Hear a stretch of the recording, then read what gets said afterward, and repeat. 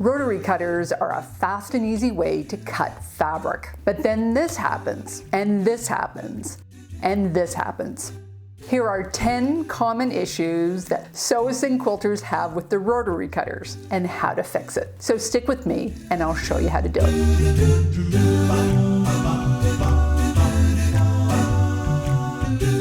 Hi there, I'm Karen Brown of Just Get It Done Quilts. I give you tips, tricks, and strategies to help you make the quilt that you want to make.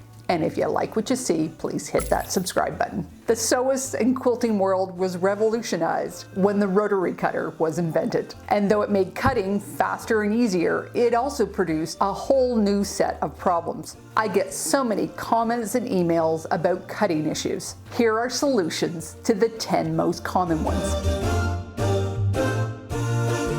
Wings are when fabric flares either at the start or the end of your cut. They can be caused by you don't have enough pressure on your ruler to keep the fabric flat, or your blade is not up against your ruler when you start, and your cut bends in as you find where the edge is. And at the far end, it's because you disengage your blade too early.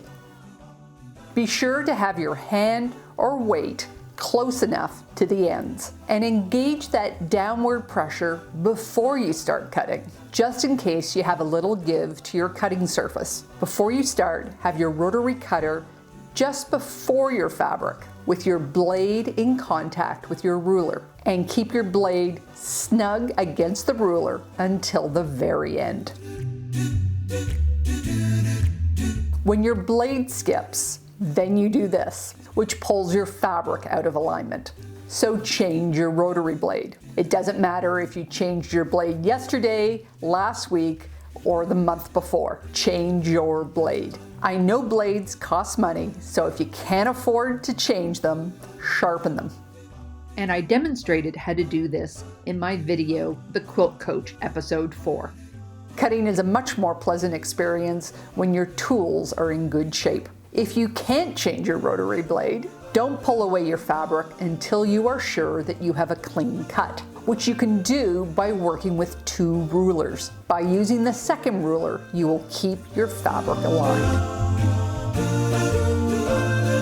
Shredded fabric happens when you go back and forth over a skipped spot. It could be that you need to change your rotary blade, but it can also be caused by not using a large enough blade to do the job. Rotary blades come in 10, 28, 45, and 60 millimeters. If you are layering your fabrics, the higher the stack, the bigger the blade you need. And don't forget that seams add layers too. My general rule is 28 millimeters can cut 1 to 3 layers, my 45 can cut 1 to 6 layers, and my 60 can cut 1 to 12. And no matter what size you use, the blade needs to be sharp. Rotary cutters work hand in hand with these thick-edged rulers. The biggest complaint that I hear is wandering cuts when your ruler slips. There are 3 main reasons that rulers slip.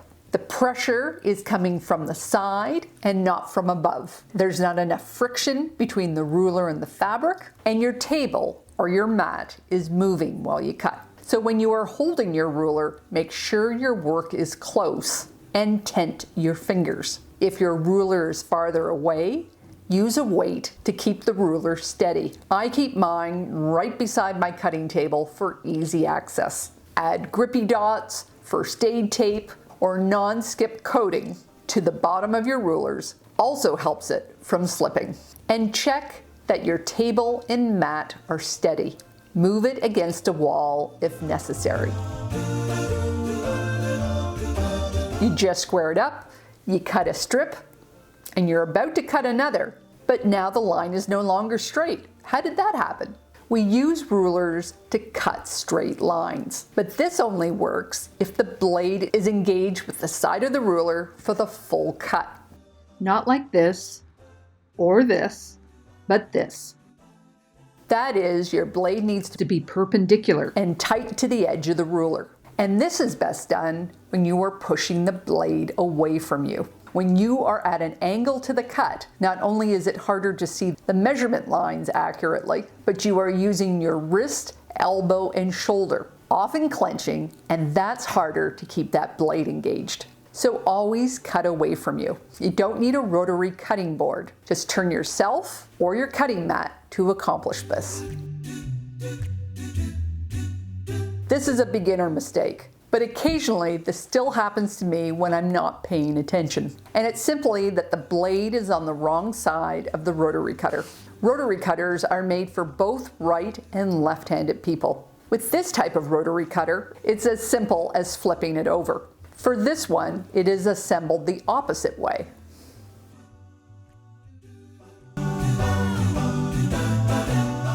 In sewing, very little time or copy is given to using the correct form. But correct form is the foundation for longevity with your craft. And I showed this form in my video on how to cut straight. Stand with one leg in front of the other, standing slightly to the side of the cut line. With your shoulders down and your core pulled in, shift your weight to the front leg and push through with your hip, keeping the elbow tucked in. Your cutting surface height should be 2 to 4 inches lower than your elbow. And since we are all different sizes, that will most likely mean you need to adjust your cutting table. If it is too low, you'll be using too much lower back, too high, and you'll start to use your shoulders. So trim the legs of your table or add risers as needs be. If you are sitting to cut, make sure your chair is adjusted to the right height and use the same motion.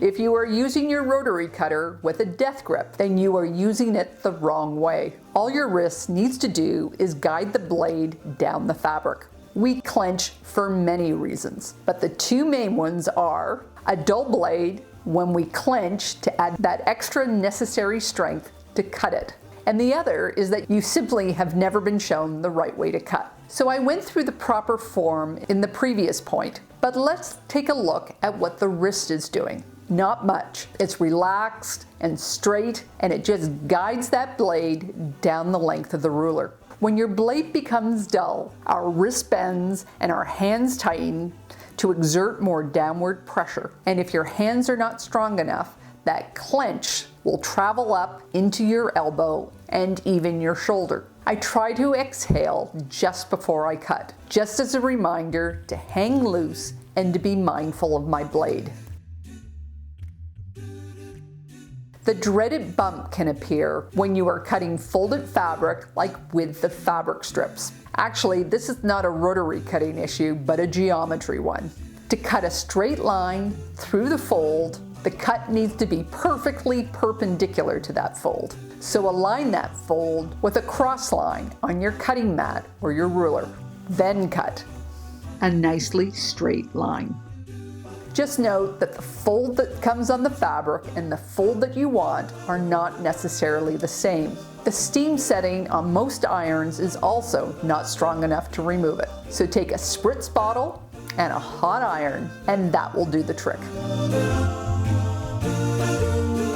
There are some quilters that quilt with such precision that every block is perfect. For the rest of us, trimming is an important step. You can use templates to cut out your piecing so that the dog ears are already trimmed for you, or use the APPLIQUE or a similar system. But personally, I just think that shifts the tediousness to another part of the process. For me, to make trimming easier, I often use masking tape. This aligns your blocks quickly and easily.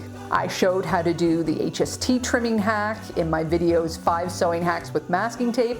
My flying geese video also had a masking tape hack, and there's other hacks in other videos. I also try to batch them so that I don't have to do them all at once. I plug in my earphones, practice good form, and go. Practice your cutting skills on your scraps. It's through the repetition of these foundational skills that true mastery is born. If you want to learn about straight sewing and a really good ironing technique, I'll leave a link to that playlist here. And if you need some scrap block patterns to practice with, there's also my Scrappy Blocks playlist. Don't forget to subscribe. Take care, and I'll see you next time.